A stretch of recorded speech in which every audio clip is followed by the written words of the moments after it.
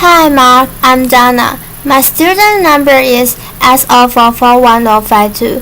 Today I'm going to read a speech delivered by Jeff Iliff, and the title is One More Reason to Get a Good Night's Sleep.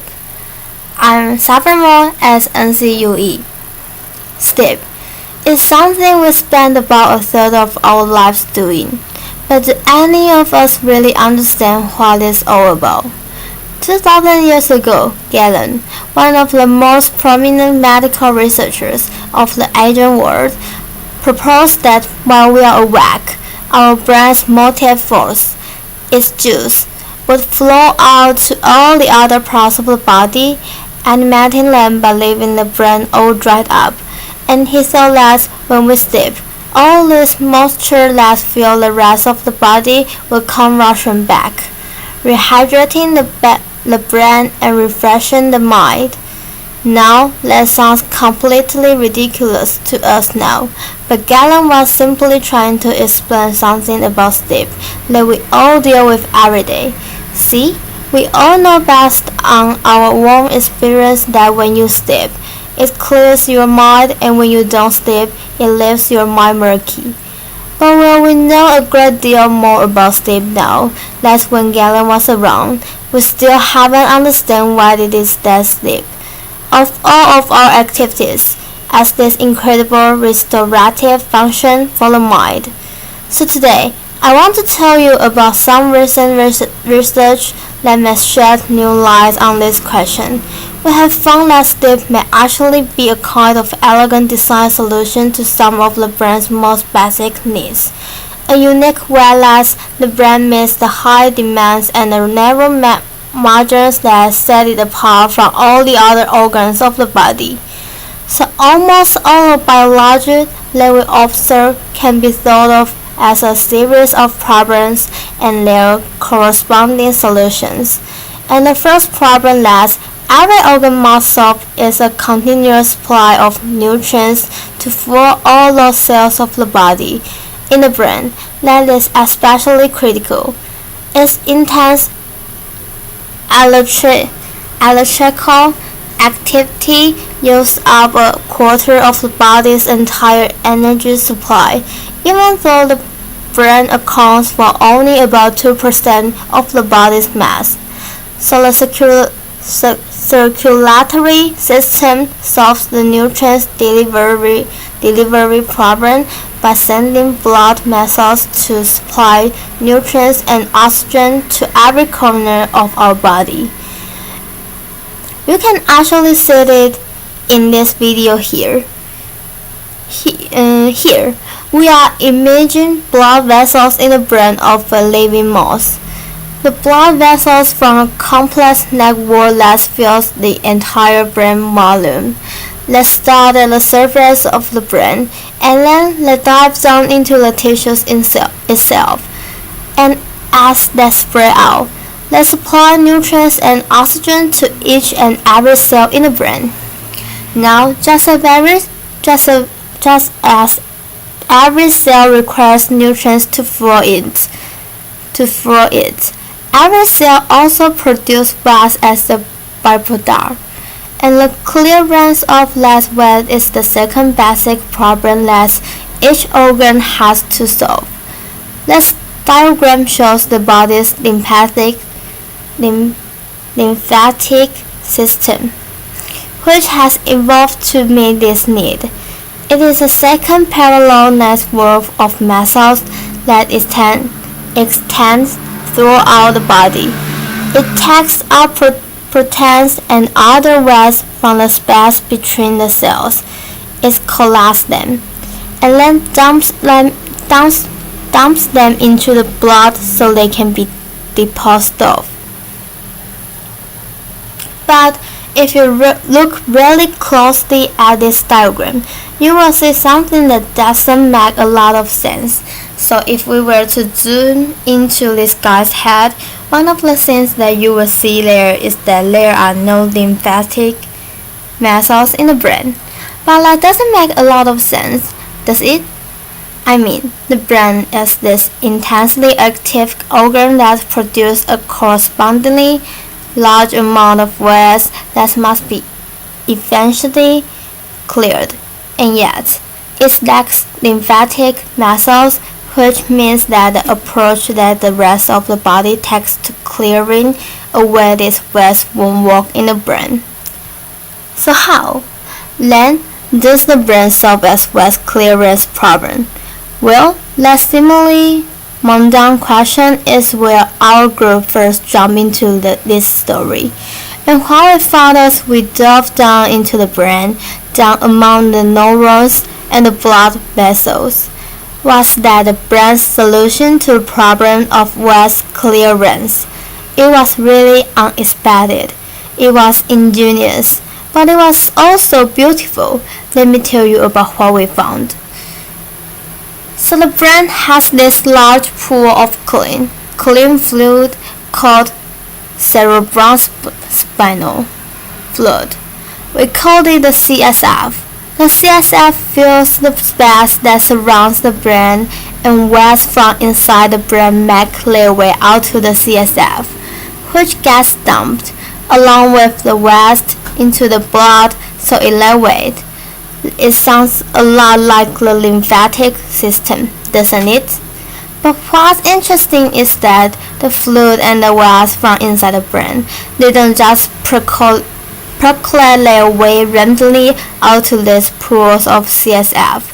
Instead, there is a specialized network of pumping that's organized and facilitates this process.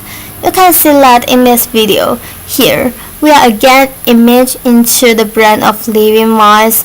The frame on your left shows what's happening at the brain surface, and the frame on your right shows what's happening down below the surface of the brain within the tissue itself. We have labeled the blood vessels in red, and the CSF that's surrounding the brain will be in green. Now, what was surprising to us was that the fluid on the outside of the brain, it didn't stay on the outside. Instead, the CSF was pumped back into through the brain along the outside of the blood vessel, and as it flushed down into the brain along the outside of these vessels, it was actually helping to clear away, to clean the waste from the space between the brain cells. If you think about it, using the outside of these blood vessels like this is a really clever design solution, because the brain is enclosed in a rigid skull and is packed full of cells, so there is no extra space inside it for a whole second set of vessels like a lymphatic system. Yet, the blood vessels, they extend from the surface of the brain down to reach every single cell in the brain, which means that fluid that's traveling along the outside of this muscle can gain easy access to the entire brain's volume. So it's actually this really clever way to repurpose one set of muscles, the blood vessels, to take over and replace the function of a second set of muscles, the lymphatic muscles, to make it so you don't need them. And what's amazing is that no other organ has quite this approach to clearing away the waste from between its cells.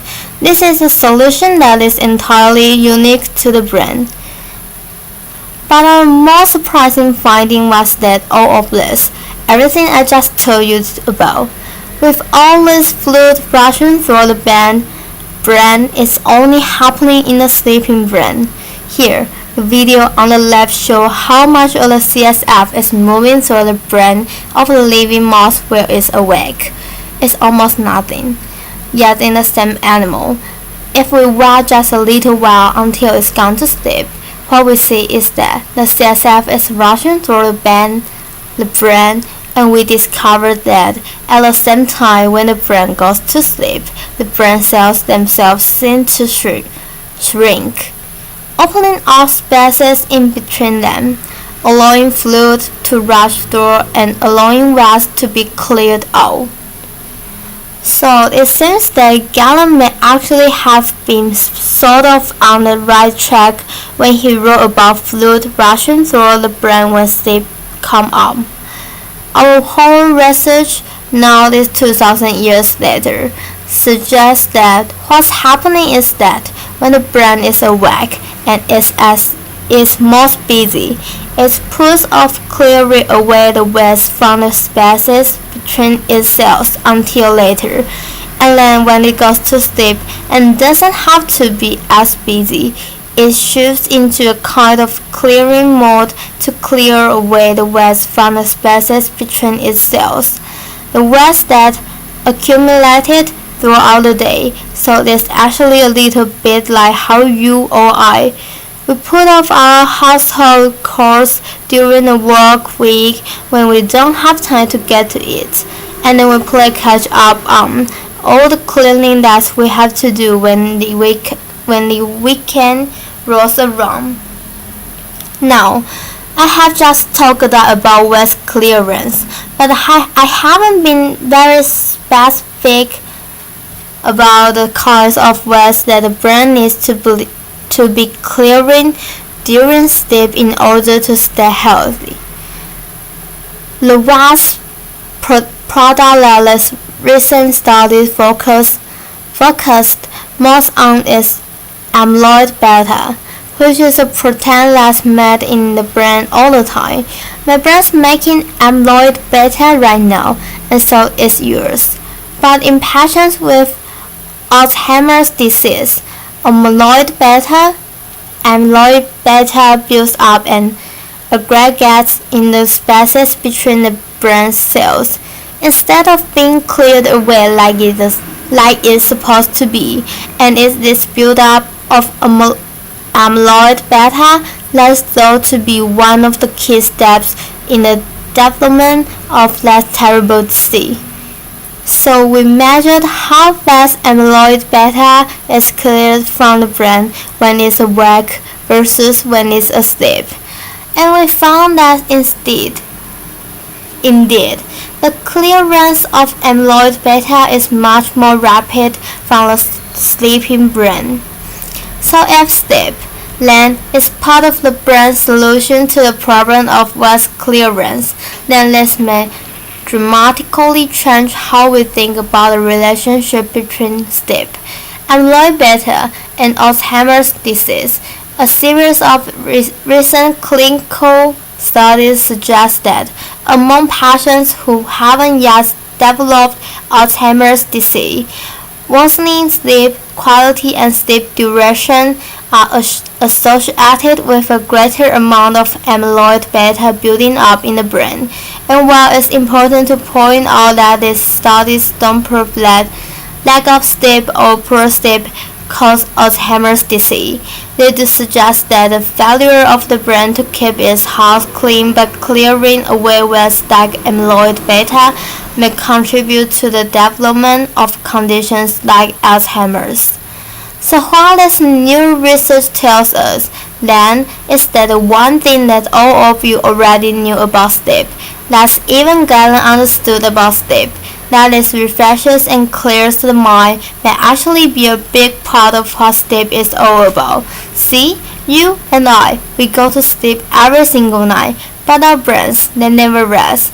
While our body is still and our mind is off working in dreams somewhere, the elegant machinery of brain is quietly hard at work cleaning and maintaining this unimaginably complex machine. Like our housework, it's a dirty and a thankless job, but it's also important. In your house, if you start cleaning your kitchen for the month, your home will become completely unlivable very quickly. But in the brain, the consequence of falling behind may be much greater than the embarrassment of dirty countertops, because when it comes to cleaning the brain, it is the very health and function of the mind and the body that's at stake. Which is why understanding these very basic housekeeping functions of the brain today may be critical for preventing and treating disease of the mind tomorrow. Thank you.